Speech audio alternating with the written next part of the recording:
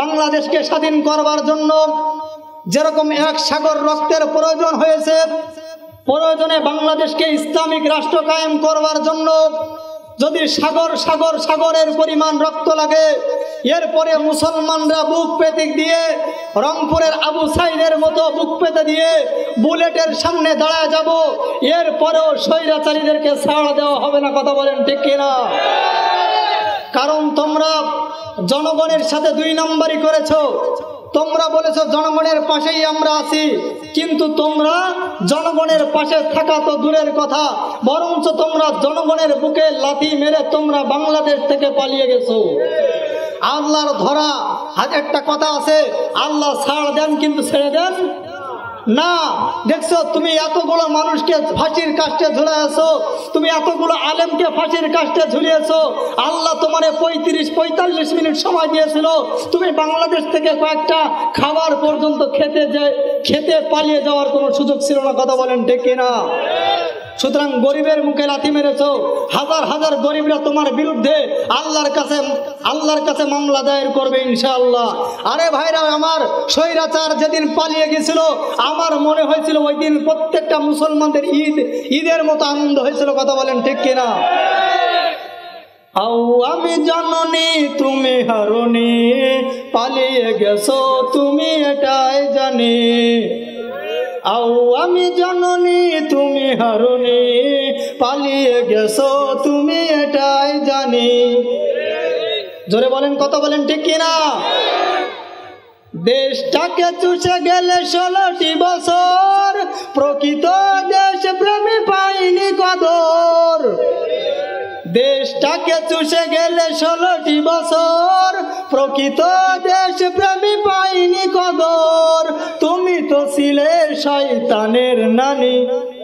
কথা বলেন ঠিক কিনা?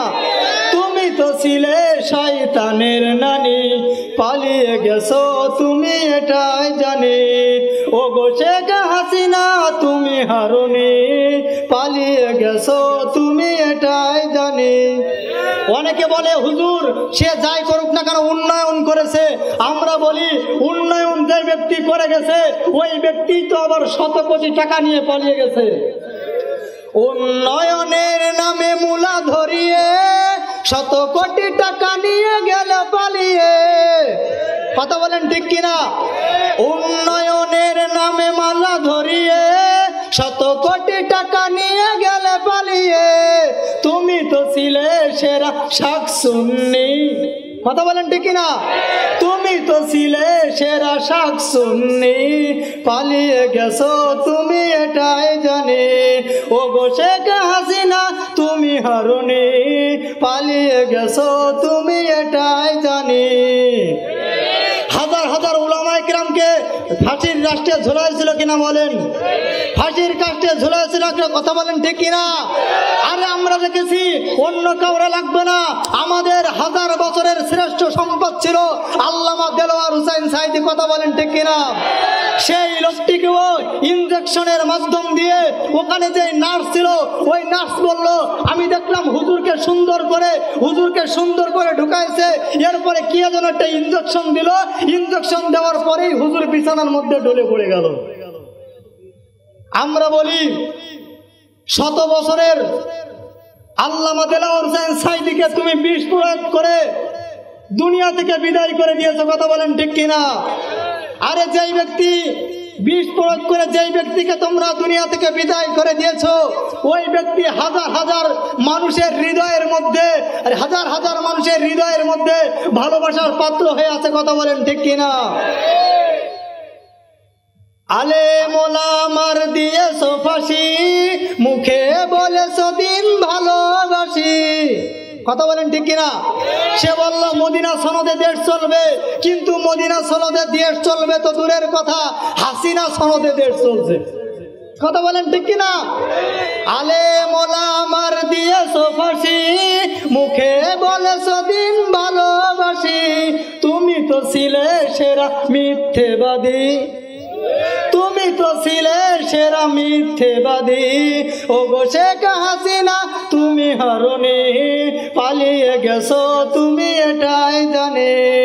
উন্নয়নের নামে মূলা ধরিয়ে টাকা নিয়ে গেছে পালিয়ে। কথা বলেন ঠিক কিনা? আমাদেরকে বলছিল পাকিস্তানের দালাল। তুমি যাদেরকে পাকিস্তানের দালাল বলেছিলে কেউ একটা লোকও পাকিস্তানে যায় নাই, কিন্তু তুমি দিল্লির প্রোডাক্ট ছিলে, তুমি সেই দিল্লিতে চলে গেছো। কথা বলেন ঠিক কিনা? আবার এখন শুনি মাঝে মাঝে চট করে আবার ঢুকে পড়বে। কথা বলে কিনা? আমরা চাই বাবু আপনি চট করে ঢুকে আসেন, আপনাকে ফাঁসি দেওয়ার জন্য হাজার হাজার বাংলাদেশের তাওহীদি জনতা রেডি আছে। কথা বলেন ঠিক কিনা? আমরা ডক্টর ইউনূস বিপ্লবী সরকারের প্রধানকে বলতে চাই, আপনি তাকে দাওয়াতনামা দিয়ে তাকে বাংলাদেশে আনেন, আর বাংলাদেশে আনার পরে আপনাদের বিচার করা লাগবে না, বাংলাদেশের হাজার হাজার তাওহীদি জনতাই তার বিচার করবে। কথা বলেন ঠিক কিনা? ও ভাই, কষ্ট পাচ্ছেন? অন্তরে অনেক কষ্ট। এরকম কোরআনের মঞ্চে কথা বলতে গিয়ে আমাকে বলছে, হুজুর রাজনৈতিক কথা বলবেন না। আমি বলেছি কেন রাজনৈতিক কথা বলবো না? বলে হুজুর আমাদের উপরের থেকে চাপ আছে। ওদের কি জিবরাইল মাথার উপর হাত বলে চাপ দেয়? কথা বলেন না কেন? এই আসমান কে বানাইছেন? জমিন কে বানাইছেন? দুনিয়ার আসমানের মধ্যে যা কিছু আছে সব কিছু সৃষ্টি করেছেন কে? সুতরাং দুনিয়াতে যদি কারোর আলোচনা চলে বা না চলে, ডক্টর ইউনূসের আলোচনা চলুক বা না চলুক, শেখ হাসিনার আলোচনা চলুক না বা না চলুক, আমার আল্লাহ যিনি আমারে সৃষ্টি করেছেন, আমার যেই আল্লাহ আমারে কণ্ঠ দান করেছেন, যেই আল্লাহ আমার চক্ষু দান করেছেন, যেই আল্লাহ আমার হাত সৃষ্টি করেছেন, যেই আল্লাহ আমার পা সৃষ্টি করেছেন, ওই আল্লাহর কথা, ওই কোরআনের কথা, ওই ইসলামের কথা চলতেই থাকবো, চলতেই থাকবো। কেউ যদি কোরআনের পক্ষে কথা বলতে গিয়ে, কেউ যদি কোরআনের মাহফিলে 144 ধারা জারি করে দেয়, আমরা তৎক্ষণাৎ ওর বিরুদ্ধে 144 ধারা জারি করে দিয়ে ওকে কোরআনের মাহফিল থেকে বিতাড়িত করে দেব। আর কোন সুযোগ নাই, আর কোন সুযোগ নাই। কথা বলেন ঠিক কিনা? আরে 144 ধারা এখন আর কোরআনের মাহফিলে জারি হবে না। এখন উলামায়ে কিরাম মুখ ফুলিয়ে কথা বলবে, আর আপনাদের মতো হাজার হাজার তাওহীদি জনতারাও কোরআনের পক্ষে স্লোগান দিবে। কথা বলেন ঠিক কিনা?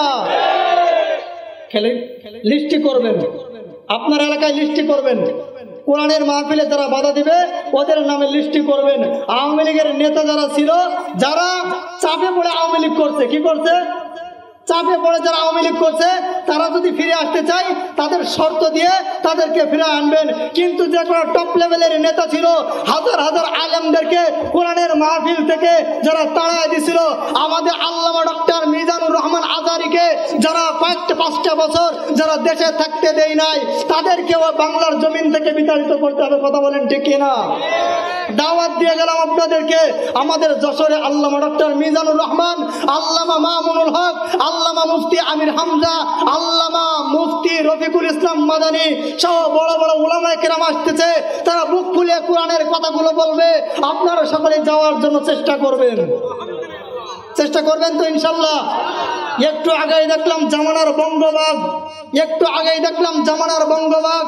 আমরা যখন ওখান থেকে চলে আসতেছিলাম, ভাইনা মোড় নাকি তো নাম, বাইনার মোড় থেকে দেখলাম আমাদের প্রিয় বঙ্গবীর আল্লামা মামুনুল হক সাহেব দামাত বরকাতুহুম গাড়ির মধ্যে আসতেছে, আর হাজার হাজার শত শত মোটরসাইকেল শোডাউন দিয়ে বলতেছে বাংলার বঙ্গবীরের আগমন হয়েছে, বাংলার বঙ্গবীরের আগমন হয়েছে। বুক ফুলিয়ে কোরআনের কথাগুলো বলবে, হাদিসের কথাগুলো বলবে। এই রকম যখন আল্লামা মামুনুল হক আসতেছে, আর একটা কথা বলতেছে, হাসিনার দিন শেষ, এবার কোরআন ও হাদিসের বাংলাদেশ। বলেছে স্বৈরাচারীদের দিন শেষ, আল্লামা মামুনুল হক সাহেবের বাংলাদেশ। কথা বলেন ঠিক কিনা? এবার বুঝতে হবে 2025 সালের বাংলাদেশ আল্লামা ডক্টর মিজানুর রহমান আজারীর বাংলাদেশ। ভাইরা আমার, কষ্ট পাইলেন? জাহান্নামে যাইবার দ্বিতীয় নাম্বার কারণ ছিল গরিব মিসকিন এতিম যারা ছিল, আমরা তাদেরকে খাদ্য দিতাম না।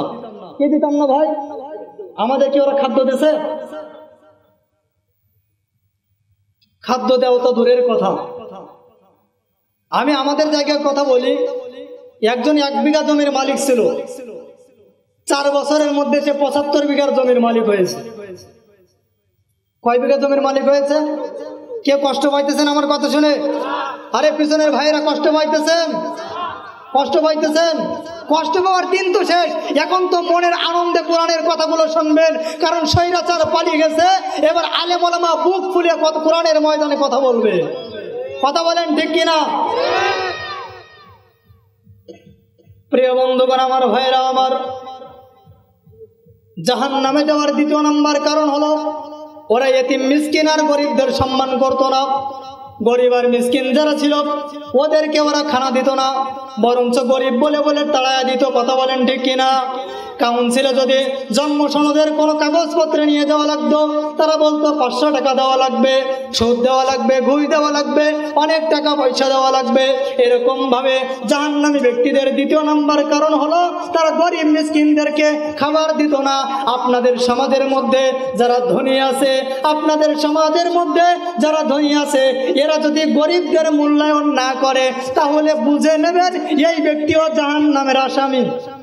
কথা বলেন ঠিক কিনা? আবার যদি গরিবদের মূল্যায়ন করে তাহলে বুঝে নেবেন আল্লাহ তাআলা কোরআনের মধ্যে বলেন, ওয়ালাম নাকুনু তুইমুল মিসকিন।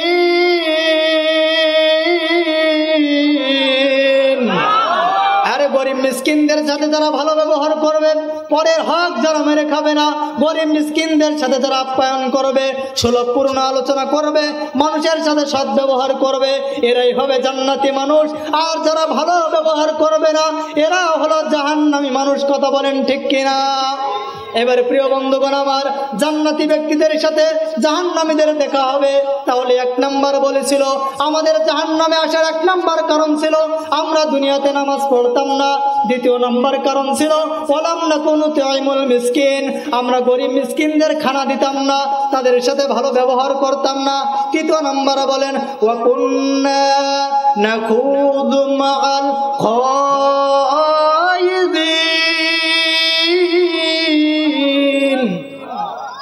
তৃতীয় নাম্বার বলল আমরা সমালোচকদের সাথে থেকে আমরা সমালোচনা করতাম। কি করতাম ভাইরা আমার? জোরে বলেন। সমালোচনা করতাম, আমরা ভালো ব্যবহার করতাম না। চায়ের দোকানে বসে বসে ইমামের শুধু আলোচনা করতাম, মসজিদের মুয়াজ্জিন সাহেবের আলোচনা করতাম, উমুকের মেয়ে এমন, উমুকের স্ত্রী এমন। শুধুমাত্র চায়ের দোকানে নয়, এলাকার রাস্তাঘাট দিয়ে এমন কিছু মানুষ যারা সমালোচনা করে, আছে না নাই? জোরে বলেন ভাইরা, আছে না নাই? অবশ্যই আছে। সমালোচনা করা যাবে? আল গীবাতু আশাদ্দু মিনাজ জিনা। গীবতটা হলো জিনার থেকে আরো নিকৃষ্ট, জিনার থেকে আরো খারাপ। ও বন্ধুগণ আমার, ভাইরা আমার, গাংনালী এলাকার মুসলমান ভাইরা আমার, শুধু জিনা না, শুধু জিনা না, নিজের আপন মায়ের সাথে, নিজের আপন মায়ের সাথে জিনা করলে যেই গুনাহ হয় সেই পরিমাণ গুনাহ হয় গীবত করলে। তাহলে বলেন তো আপনারা যারা আমার সামনে বসে আছেন, আপনারা কোনোদিন কি আপনাদের মায়ের সাথে জিনা করতে চান? জোরে বলেন, চান? যারা চান না তারা আর কখনো গীবত করবেন না। উমুকের মেয়ে এরকম, উমুকের স্ত্রী এরকম, উমুকের ছেলে এরকম, উমুকের স্ত্রী এরকম, উমুকের মেয়ে এরকম, মসজিদের ইমাম সাহেব এরকম। কিন্তু সমাজের মধ্যে দেখা যায় অধিকাংশ চায়ের দোকানে ইমামরে নিয়ে সমালোচনা হয় কি হয় না? আপনাদের আর কেমন হয় না? হয়। এত দুঃখ রাখবো কোথায়, রাখার জায়গা নাই ভাইরে, এত দুঃখ রাখবো কোথায়, রাখার জায়গা নাই। আমাদের কপালেতে শান্তি বুঝি নাই ভাইরে, আমাদের কপালেতে শান্তি বুঝি নাই। এত দুঃখ রাখবো কোথায়, রাখার জায়গা নাই ভাইরে, এত দুঃখ রাখবো কোথায়, রাখার জায়গা নাই। আমাদের কপালেতে শান্তি বুঝি নাই ভাইরে, আমাদের কপালেতে। 5 ওয়াক্ত নামাজ পড়ে কপালে তার দাগ, মক্কাতে যাই না মেয়ের আগে লাগাই হাজি সাহেব। কথা বলেন ঠিক কিনা? 5 ওয়াক্ত নামাজ পড়ে কপালে তার দাগ, মক্কাতে যাই না মেয়ের আগে লাগাই হাজি সাহেব। চার দোকানে বৈশা হাজি টেলিভিশন চায় ভাইরে, চার দোকানে বৈশা হাজি টেলিভিশন চায়। পায়ের উপর ঠ্যাং তলিয়া পা দুটি নাচায়। কথা বলেন ঠিক কিনা? এত দুঃখ রাখবো কোথায়, রাখার জায়গা নাই ভাই রে, এত দুঃখ রাখবো কোথায়, রাখার জায়গা নাই, আমাদের কপালেতে শান্তি বুঝি নাই, সুদে ঘুষে জীবন চলে করে দুর্নীতি, এমন লোক হয় যদি মসজিদের সভাপতি। কথা বলেন ঠিক কিনা? আমরা দেখেছি বিগত 15-16টা বছরে এমন কোন অধিকাংশ মসজিদের মধ্যেই মসজিদ কমিটি ছিল সুদখোর। কথা বলেন ঠিক কিনা? অধিকাংশ মসজিদ কমিটি ছিল ঘুষখোর। কথা বলেন ঠিক কিনা? আরে সুদখোর ঘুষখোরের দিন শেষ, এখন মসজিদের ইমাম সাহেব সভাপতির দায়িত্ব পালন করবে। কথা বলেন ঠিক কিনা? সুদে ঘুষে জীবন চলে করে দুর্নীতি, এমন লোক হয় যদি মসজিদের সভাপতি, উচিত কথা কইতে গেলে ইমামের চাকরি নাই ভাই রে, উচিত কথা কইতে গেলে মোল্লার চাকরি নাই, আমাদের কপালেতে শান্তি বুঝি নাই, এত দুঃখ রাখবো কোথায়, রাখার জায়গা নাই ভাই রে, এত দুঃখ রাখবো কোথায়, রাখার জায়গা নাই, আমাদের কপালেতে শান্তি বুঝি নাই। প্রিয় বন্ধুগণ আমার, তাহলে মসজিদের কমিটি সুদখোরকে বানাবেন? কথা বলেন, মসজিদের কমিটিকে ঘুষখোরকে বানাবেন? বরঞ্চ কোরআন সুন্নাহ অনুযায়ী আপনারা মসজিদের কমিটি বানাবেন, কমপক্ষে 5 ওয়াক্ত নামাজ যারা জামাতের সাথে আদায় করে এমন ব্যক্তিকে আপনারা বাছাই করে আপনারা মসজিদের সভাপতি বানাবেন। কথা বলেন ঠিক কিনা? প্রিয় বন্ধুগণ আমার, ভাইরা আমার, তাহলে বলতেছিলাম 4টা গুণ থাকবে জাহান্নামী ব্যক্তিদের। 3 নাম্বার গুণ হয়ে গেল। 1 নাম্বার গুণ ছিল নামাজ যারা পড়বে না ওদের হলো জাহান্নামীদের ব্যক্তিদের গুণের মতো। 2 নাম্বার হলো যারা গরিব মিসকিনদেরকে যারা অবহেলা করবে ওরাই হবে জাহান্নামী ব্যক্তি ছিল। যারা সমালোচকদের সাথে যারা সমালোচনা করত তারাই হবে জাহান্নামী ব্যক্তি। আর 4 নাম্বার হলো ওমা কুন্না মুআযযিবু বিয়াউমিদ্দিন, কিয়ামত সম্পর্কে যারা মিথ্যা পোষণ করবে, যারা কিয়ামতকে বিশ্বাস করে না, কিয়ামতের ময়দানে যারা উঠা লাগবে এই কথাকে যারা বিশ্বাস করে না তারাও জাহান্নামী। কথা বলেন ঠিক কিনা? শুধু ভাইরা আমার, কিয়ামতকে অস্বীকার করবে শুধুমাত্র এমনটা নয়।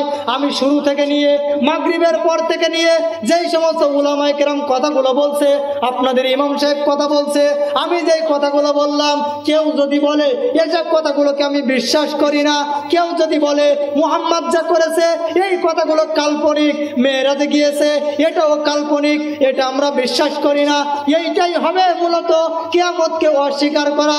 আর কিয়ামতকে যারা অস্বীকার করবে আল্লাহ রাব্বুল আলামিন বলে ও দুনিয়ার শ্রেষ্ঠ মানুষ যদি হয়, ও যদি স্বয়ং শেখ হাসিনা হয়, ও যদি স্বয়ং খালেদা জিয়া হয়, ও যদি স্বয়ং মামুনুল হক হয়, ও যদি স্বয়ং চরমনার পীর হয়, ও যদি স্বয়ং সব টপ লেভেলের পীর সাহেব হয়, কেউ যদি এই কথাগুলোকে অস্বীকার করে ওই ব্যক্তিকে ও জাহান্নামের আসামি হয়ে যাবে। সুতরাং কিয়ামতকে অস্বীকার করা যাবে? আপনি আমি দৈনিক 5 বেলা নামাজের মধ্যে পড়ি মালিক ইয়াউমিদ্দিন, আয় আল্লাহ আপনি কিয়ামত দিবসের মালিক। আল্লাহ আমি কিয়ামতের ময়দানে আপনার দরবারে আমারে দাঁড়ানো লাগবে। কি নিয়ে আল্লাহর দরবারে দাঁড়াবা যুবক ও পর্দার অন্তরালে অবস্থানরত মা ও বোনেরা, দুনিয়ার চিন্তা ফিকির বাদ দেন, দুনিয়ার স্বপ্ন রঙিন স্বপ্ন এবার বাদ দিয়ে দেন, আখিরাতের ফিকির করিয়া নেন। আল্লাহ তাআলা বলে মিনহা খলাকনাকুম ওয়া ফিহা নুঈদুকুম ওয়া মিনহা নুখরিজুকুম তারাতান নুখরা।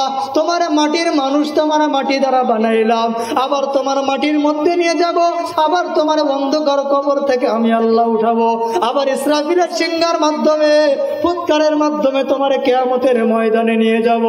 মালিক ইয়াউমিদ্দিন, আমি আল্লাহর সামনে তোমারে দাঁড়াইতে হবে। তোমার গায়ে, তোমার মাথায় চুল থাকবে না, তোমার মাথায় টুপি থাকবে না, তোমার ঘাড়ের মধ্যে রুমাল থাকবে না, তোমার গায়ে পাঞ্জাবি থাকবে না, তোমার পরনে পায়জামা থাকবে না, কিছুই থাকবে না, উলঙ্গ অবস্থায় তৈরি হয়ে যাবা, আল্লাহর সামনে দাঁড়াইতে থাকবা, কান্নার কারণে চোখ দিয়ে রক্ত বের হবে। ওই কিয়ামতের ময়দানে, ওই কিয়ামতের ময়দানে ময়দান যেদিন কায়েম হয়ে যাবে, কিয়ামতের ময়দান কায়েম হয়ে গেলে আল্লাহ তাআলা বলবে, আমি আজকে কিয়ামতের ময়দানের মালিক, কে আছো আমি আল্লাহর সামনে রাজত্ব করতে চাও? লিমানিল মুলকুল ইয়াউম লিল্লাহিল ওয়াহিদিল কাহ্হার। আজকে কারোর রাজত্ব চলবে না, আজকে একমাত্র আমি আল্লাহর রাজত্ব চলবে। আল্লাহ রাব্বুল আলামিনের সামনে স্বয়ং শেখ হাসিনাও দাঁড়াতে পারবে না, পৃথিবীর কোন নেতা নেত্রী দাঁড়াতে পারবে না। আল্লাহর সামনে আপনার আমার দাঁড়ানো লাগবে। কি নিয়ে আল্লাহর সামনে দাঁড়ানো লাগবে? অনেকে ছোটাছুটি করতে লাগবে। এই মাহফিলের প্যান্ডেলে যদি কেউ একটা বোমা মারে, আপনারা যেমনি ভাবে ছটফট করার জন্য বের হয়ে যাওয়ার জন্য তৈরি হয়ে যাবেন, কাল কিয়ামতের ময়দানেও মানুষগুলো তৈরি হয়ে যাবে বের হয়ে ছোটাছুটি করবার জন্য। আল্লাহ তাআলা বলবে, আইনাল মাফার, কোথায় পালিয়ে যাবি, কোথায় ভেগে যাবি, কোথায় দৌড়ে যাবি? দৌড়ায় কোথাও যাইতে পারবে না। যেখানে আইনামা কুনতুম ইন্না মাআকুম আইনামা কুনতুম, তুমি যেখানেই পালিয়ে যাবা সেখানে আমি আল্লাহর কাছে ধরা খেয়ে যাবা। সুতরাং পালাবার কোনো জায়গা নাই, পালাবার কোনো সুযোগ নাই। তুমি যেখানে তাকাবা, ওয়ালাউ কুনতুম ফি বুরুজিম মুশাইয়াদা, যেখানে যাও, যেই প্রান্তে যাও, সেখানে আমি আল্লাহর কাছে তোমার ধরা খাওয়া লাগবে। পয়গম্বর আদম বলবে, ইয়া রব্বি ইয়া নাফসি নাফসি। পয়গম্বর মূসা বলবে, ইয়া রব্বি নাফসি নাফসি। ঈসা নবী বললে, ইয়া রব্বি নাফসি নাফসি। আদম পয়গম্বর থেকে নিয়ে ঈসা নবী পর্যন্ত সব নবীগুলো নাফসি নাফসি করবে। শুধুমাত্র কেবলমাত্র আপনার আমার নবী বলবে, রব্বি হাবলি উম্মতি। আল্লাহর কাছে সিজদায় গিয়ে বলবে, আল্লাহ আপনি আমার উম্মতের গুনাহগুলো মাফ করে দেন। আল্লাহ রাব্বুল আলামিন বলেছেন দুনিয়ার মধ্যে, ওয়ালা সাউফা ইউতিকা রাব্বুকা ফাতারদা। হে নবী আপনি মাথা উঠান, আপনি মাথা উঠান। আপনি আজকে আপনার যে উম্মতকে সুপারিশ করবেন, আমি আল্লাহ সুপারিশ করে নিয়ে আমি আল্লাহ তাকে জান্নাতের মেহমান বানায় দিব। প্রিয় বন্ধুগণ, আমার ভাইয়েরা আমার, আল্লাহ রাব্বুল আলামিনের পয়গম্বর মাথা উঠাবে না, আল্লাহর কাছে বলবে, আল্লাহ আপনি যতক্ষণ পর্যন্ত ওয়াদা না করবেন আমার অনুমতি ছাড়া আমি একটা ব্যক্তিকে জাহান্নামে দিবেন না। এই কথা বলার পরে আল্লাহ রাব্বুল আলামিন বলে, হে নবী আমি কুরআনুল কারীমের ওহী নাযিল করেছিলাম, ওয়ালা সাউফা ইউতিকা রাব্বুকা ফাতারদা। হে নবী আপনার চেহারাটা আমি কখনো মলিন হতে দেব না, আপনার চেহারাটা আমি কখনো কুৎসিত হতে দেব না। আপনি মাথাটা উঠান, আপনি মাথাটা উঠান। আপনি মাথা উঠাবেন, আপনি আপনার যে বান্দার দিকে ইশারা করবেন, আর আপনার বান্দার দিকে ইশারা করার সাথে সাথে আমি আল্লাহ তাআলা ফুতিহাতিস সামাউ আবওয়াবাল জান্নাহ, আমি আল্লাহ তাআলা সরাসরি জান্নাতের দরজাগুলো খুলিয়ে দেব। প্রিয় বন্ধুগণ আমার, ওখান থেকে সিজদায় থেকে উঠার পরে আমি যেরকম ভাবে একটা চেয়ারের উপরে বসে আছি, আল্লাহর পাশে একটা কুরসি থাকবে, আল্লাহর পাশে একটা চেয়ার থাকবে। যে জায়গা সেই চেয়ারটা হলো একমাত্র রাহমাতুল লিল আলামিনের জন্য। আল্লাহ তাআলা বলবে, হে নবী সিজদা থেকে উঠে আসেন, এবার আপনি এই চেয়ারের উপরে বসে পড়ুন। আল্লাহর পয়গম্বর বলবে, না না না না, আমি আজকে এখান থেকে দাঁড়াবো না, আমি এখানে বসবো না। আল্লাহ তাআলা বলবে, কেন বসবা না? নবী তুমি বলবেন, না না আমি বসবো না। তৃতীয়বার বলবে, হে নবী আপনি এই চেয়ারের উপরে বসেন। আল্লাহর পয়গম্বর বলে, না না না না, আমি এই চেয়ারের উপরে বসবো না। আল্লাহ তাআলা বলবে, নবী আমার তিনবার করে বললাম, একটা বারের জন্য কথাটা রাখলা না, কারণ কে? এর হিকমতটা কি একটু বলো। এবার আল্লাহর পয়গম্বর বলবে, আল্লাহ আপনি আমার তিনবার বলেছেন, আমি আপনার কথাটা রাখার জন্য আমি আপনার চেয়ারের উপরে একবার হাত রাখলাম। বলেন সুবহানাল্লাহ। বলে শুধু হাত রাখলে চলবে না, বসতে হবে। বলে না না, আমি যদি আজকে চেয়ারের উপরে বসি তাহলে ইন্দাল মিজান, মিজানের পাল্লা ওজন দিচ্ছে, নেকির পাল্লা ওজন দিচ্ছে, বদির পাল্লায় ওজন দিচ্ছে। আমার কোন গুনাহগার উম্মত ওই গান্নালিয়া এলাকার বাসিন্দারা অনেক সময় নেকির কাজের পরিবর্তে অনেকটা গুনার কাজ করে ফেলেছে। যদি মিজানে ধরা খেয়ে যায় আর আমি নবী যদি এই চেয়ারের উপরে বসে থাকি, এটা ভালো দেখায় না।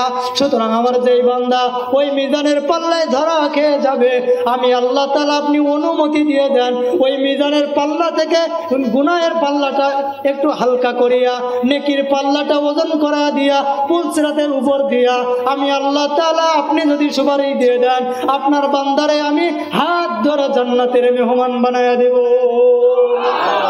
এক নম্বরে গেল মিজান।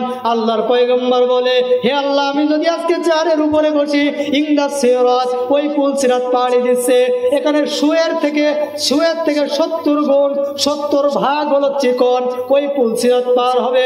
পুল সিরাতের নিচেই হলো জাহান্নাম। নাম কি? কথা বলেন ভাইরা।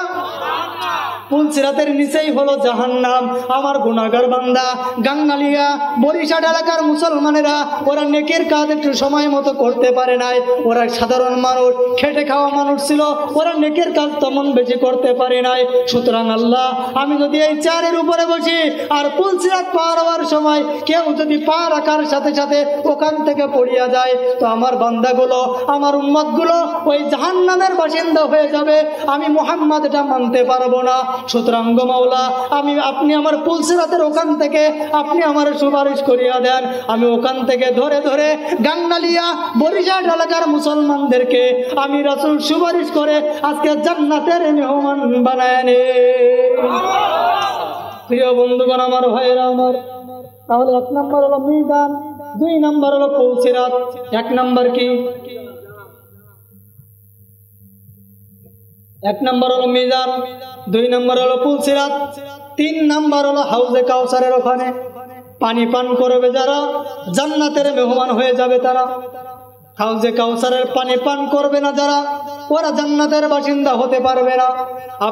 আমরা যারা এখানে আছি, আমরা হাউজে কাউসারের পানি পান করতে চাই কি চাই না? চাই কি চাই না?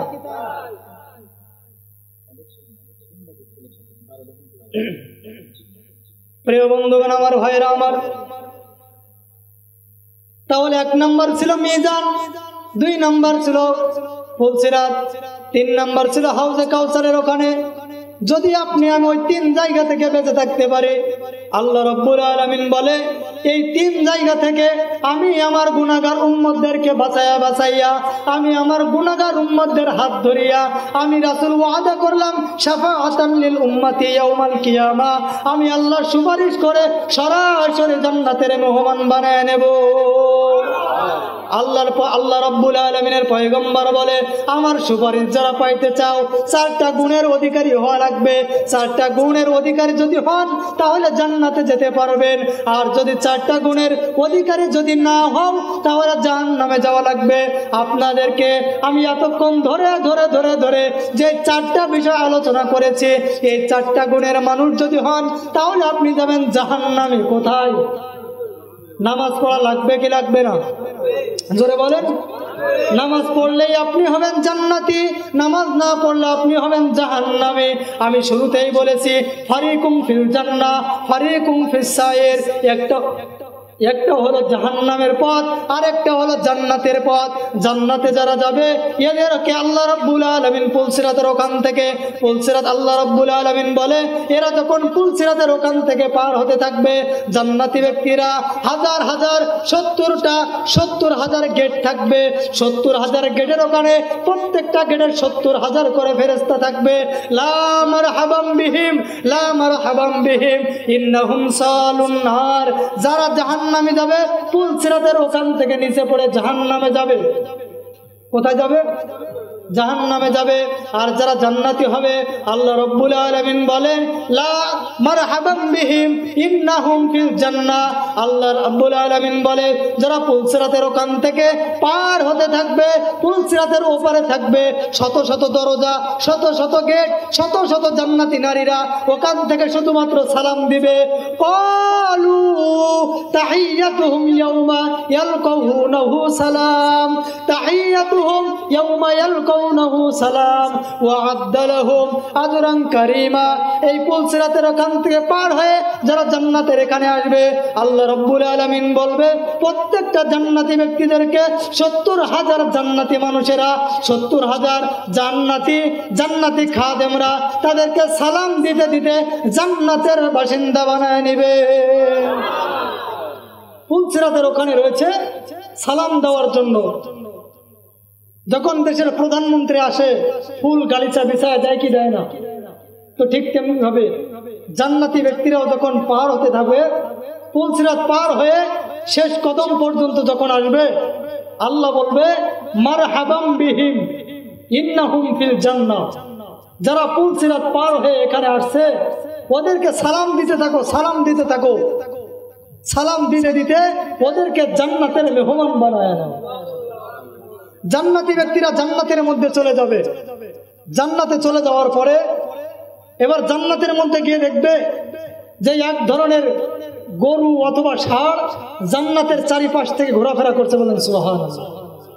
এবার জান্নাতি ব্যক্তিরা বলবে, দুনিয়াতে 60-70 বছরে বেঁচে ছিলাম, নেকের কাজ করেছিলাম, কবরের জিন্দেগিতে ছিলাম, কবরে মাহশারের জগতে আসলাম, বিচার করার পরে পুলসিরাত পার হয়ে এবার জান্নাতের মধ্যে আসলাম। এখানে দেখতেছি ষাঁড় অথবা গরু লালন পালন করতেছে, ঘাস খাইতেছে। আল্লাহ রব্বুল আলামিন বলবে, আল্লাহ রব্বুল আলামিনের বান্দা বলবে, এই গরুগুলো কোথা থেকে আসলো? এবার আল্লাহ রব্বুল আলামিন বলবে, এই গরুগুলো হলো সেটা যেটা তোমাদেরকে দিয়ে আমি এখন জোহরের নাস্তার ব্যবস্থা করে দেব। প্রিয় বন্ধুগণ আমার, ফজরের পরে বিচার শুরু, জোহরের আগেই বিচার শেষ। তো বলেন তো 12টার সময় একটা নাস্তা করার সময় আসে কিনা? কথা বলেন না কেন?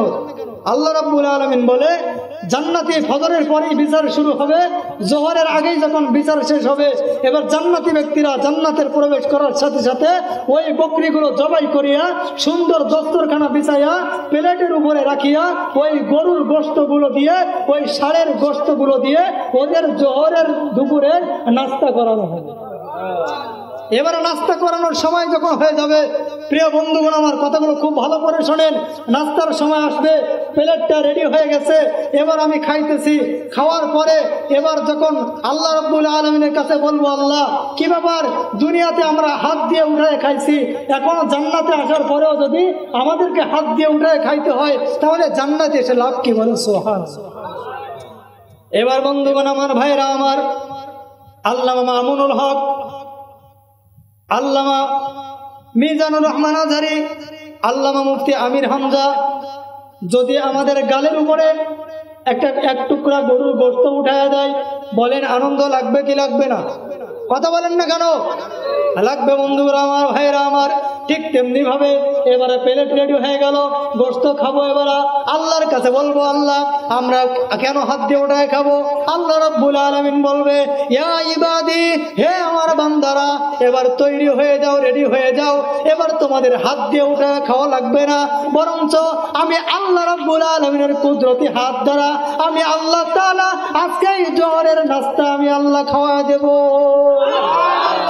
প্রিয় বন্ধুগণ আমার, এবার রাস্তা আল্লাহ খাওয়াই দেবে। খাওয়াই দেওয়ার পর আল্লাহ কিন্তু তার নিজের চেহারাটা দেখাবে না। এবার কাল কিয়ামতের ময়দানে বিচার করার পরে জান্নাতি ব্যক্তিদেরকে আল্লাহ রাব্বুল আলামিন জুমার দিন চলে আসবে। একটা বাজার আছে, ওই বাজারে আল্লাহ তাআলা বলবে, ইয়া ইবাদি আইনা ইয়াউমাল জুমা, কোথায় আছো আমার জান্নাতি ব্যক্তিরা? তাআলাউ তাআলাউ, আসো আসো আসো আসো, আজকে আমি আল্লাহ তাআলা তোমাদেরকে দেখব আর তোমরা আমি আল্লাহ তাআলাকে দেখব। এবার দেখেন, বলেন সেই আনন্দের দিনটা কেমন হবে? সুবহানাল্লাহ বলেন। আনন্দের দিনটা কেমন হবে? আমার মাওলা আমারে দেখবে আর আমি আমার মাওলারে দেখবো। সুবহানাল্লাহ। আল্লাহ তাআলা অনেকে প্রশ্ন করবে, আল্লাহ আপনি তো আমারে খাওয়াই দিয়েছেন, আপনার একবার খাওয়াই দিই। সুবহানাল্লাহ। আল্লাহ তাআলা বলবে, খাওয়ানোর ব্যাপারটা আমি আল্লাহর খাওয়ার ব্যাপারটা পরে রেখে দাও, এটা পরবর্তী সময়ে দেখা যাবে। বরঞ্চ আমি আল্লাহ তাআলা তোমাদের উপরে যে কোরআনটা নাজিল করে দিয়েছি, ওই কোরআন তিলাওয়াত করে আমি তোমাদের শোনাবো, আর তোমরাও ওই সেই কোরআন আল্লাহ তাআলার পক্ষ থেকে যেই কোরআন নাজিল হয়েছে ওই কোরআনে জান্নাতের আলোচনা আছে না নাই? জাহান্নামের আলোচনা আছে না নাই? পুলসিরাতের আলোচনা আছে না নাই? সব আলোচনা শোনার পরে তোমরা যারা আমল করে আজকে তোমরা যারা এই দুনিয়ার সফর শেষ করে, কবরের জগৎ শেষ করে, কিয়ামতের ময়দানে বিচার শেষ করে এবার তোমরা যারা জান্নাতে আসছো, আজকে তোমাদের জুমার নামাজের আগে আমি আল্লাহ তাআলা সূরাতুর রহমান তেলাওয়াত করব, তোমরা আজকে আমি আল্লাহর কণ্ঠের তেলাওয়াত তোমরা শুনতে থাকবে। প্রিয় বন্ধুগণ আমার, এবার আল্লাহ তাআলা কোরআন তেলাওয়াত শুরু করে দেবে। আল্লাহ তাআলা জান্নাতের মধ্যে আপনি আমি আল্লাহ তাআলা কোরআন তেলাওয়াত করবে সূরাতুর রহমান। বলেন সুবহানাল্লাহ। কোন সূরা? আপনি আমি তেলাওয়াত করি আর রহমান আল্লামাল কোরআন।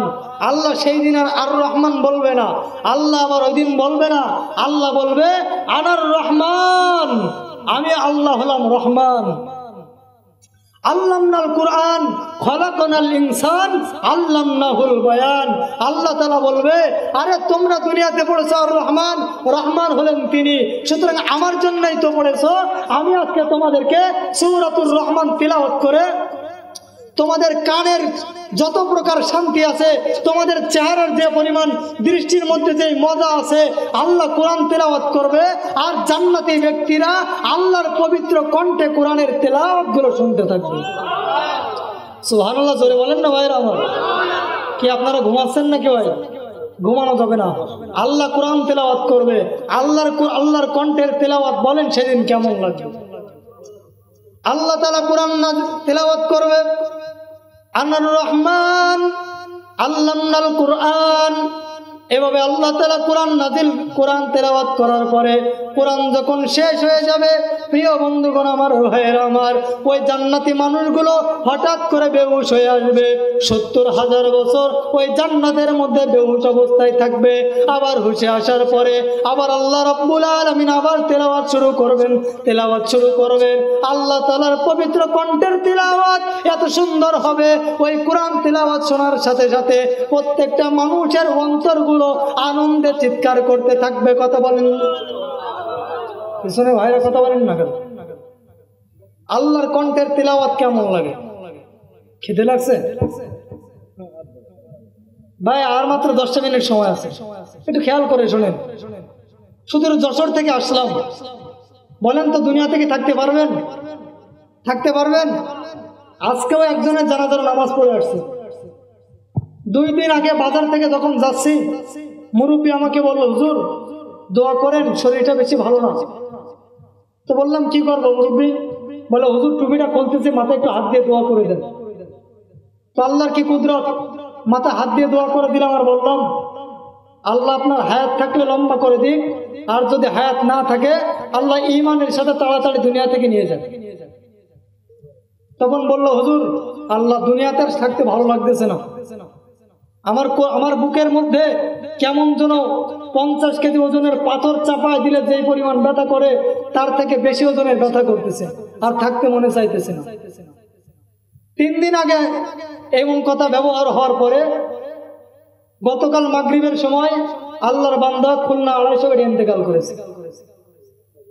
বাড়িতে নিয়ে আসছে, আনার পরে কালকে রাত্রে 9টার সময় গোসল করাইতেছে। কি করাইতেছে? জোরে বলেন ভাইরা আমার। এই কথার মাধ্যমে আমি আপনার কাছে একটা মেসেজ দিতে চাচ্ছি। এই শীতের সময় আপনারা আড়াল করে প্যান্ডেল করছেন যাতে করে বাইরে ঠান্ডা ভিতরে না ঢুকুক। রাত 9টার সময় গোসল করাইছে, সারা রাত্র ওই লাশটা বাইরে উঠানের মধ্যে ফেলানো ছিল।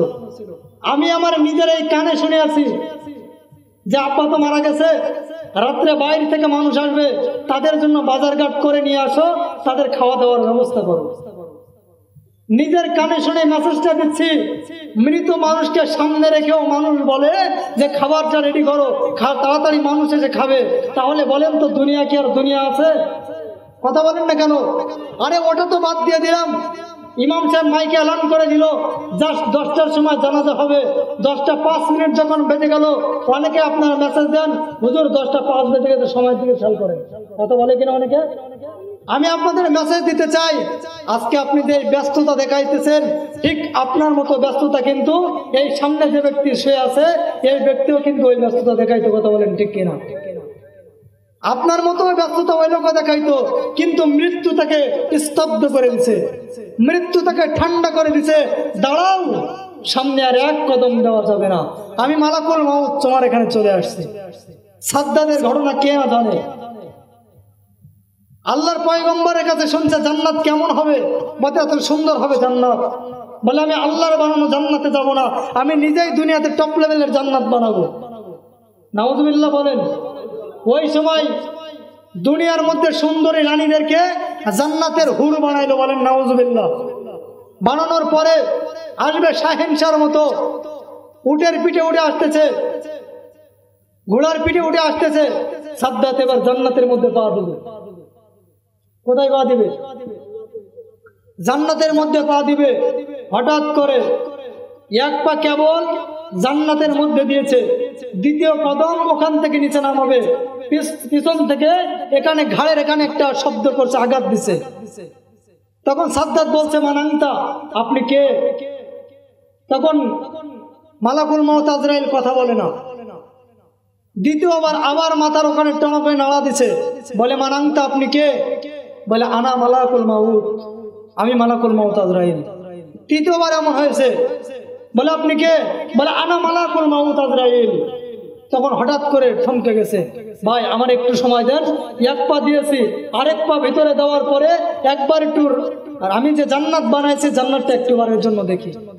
তখন বলে না না রে ভাই, কুল্লু নাফসিন যায়িকাতুল মাউত সুম্মা ইলাইনা তুরজাউন। তোমারে যে মাটি দ্বারা বানাইছে ওই মাটির মধ্যে ঢুকানোর জন্য আমি আজরাইলকে আল্লাহ তাআলা পাঠায় দিয়েছে, একটা বারের জন্য তোমার সুযোগ নাই। আইনাল মাফার, কোথায় পলায়ন করবা? আইন্না মাকুম আইনা মা কুনতুম, পালানোর কোনো জায়গা নাই, পালিয়ে দুনিয়া থেকে দুনিয়ার ভাই।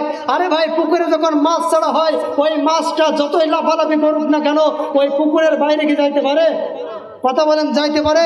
আপনি আমি যতই লাফালাফি করি না কেন আজরাইলের ভয়তে, মৃত্যুর ভয়তে দুনিয়ার মধ্যেই থাকবো, দুনিয়ার বাইরে কোথাও যাইতে পারবো? তো ঠিক তেমনি ভাবে এত ব্যস্ততা দেখাইতেছেন, এত জরুরতের কাজ দেখাইতেছেন, ভাই মৃত্যু কিন্তু আপনাকে একদিন দাঁড় করায় দিবে, সেই দিন আর কোনোদিন ব্যস্ততা দেখাতে পারবেন না। আমি তাই তো বলেছি, আমি নিজেই দেখেছি জানাজার লাশ সামনে রেখে মানুষ হাজার রকমের ব্যস্ততা দেখায়, খাবারের কথা বলে, কিন্তু ওই খাবার কোথায় যাবে, ওই ব্যস্ততা কোথায় যাবে যেই দিন তোমার কাছে মালাকুল মউত চলে আসবে। যেই কথাগুলো বললাম, আল্লাহ তাআলা আমাদের সব ভাইকে এই কথাগুলোর উপর আমল করার তৌফিক দান করুন। আর বিশেষ করে পর্দার অন্তরালে যে সমস্ত আম্মা জানেন আছে, আপনারা 5 ওয়াক্ত নামাজ পড়বেন।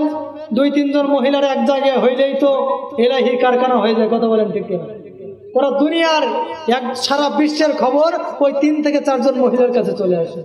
ও আম্মা জানেরা, আপনাদেরকে কষ্ট দেওয়ার জন্য কথাটা বলতেছি না, বলতেছি দুনিয়া যদি কামাইতে চাও তাহলে 2 মহিলা দেখা হইলে আসসালামু আলাইকুম ওয়া রাহমাতুল্লাহ, এর থেকে বেশি হলে প্রয়োজনীয় কথা বলে ক্ষান্ত হয়ে যাও, চুপ হয়ে যাও, বেশি কথা লম্বা করো না, গীবতের মধ্যে চলে যাবা, আর গীবত করলেই আপনি জাহান্নামের বাসিন্দা হয়ে যাবেন।